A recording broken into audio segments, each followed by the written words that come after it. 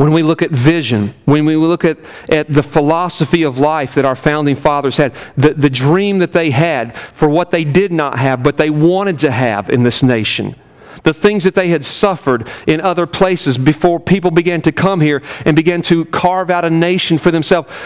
What was it that they understood would have to happen for that to materialize? And I realized this week that it was people who understood unless we yield our lives to God and are led by His Spirit, we don't stand a chance. And from the very beginning, especially with George Washington, we begin to see that that is put in place in America. That we have people who go beyond just the red letter of the law of the Word of God, and they allow themselves to be led by the Spirit.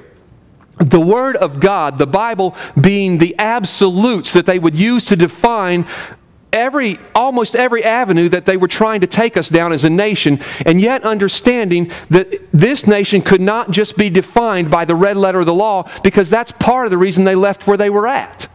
Nations define themselves in strict ways to where the people became oppressed and even persecuted. No more liberty, no more freedom. And so it became a people who understood, yes, the Word of God is the Word of God. It is the absolute truth. But if we don't learn how to yield ourselves to the Spirit of God and get under His rule, what will be any different?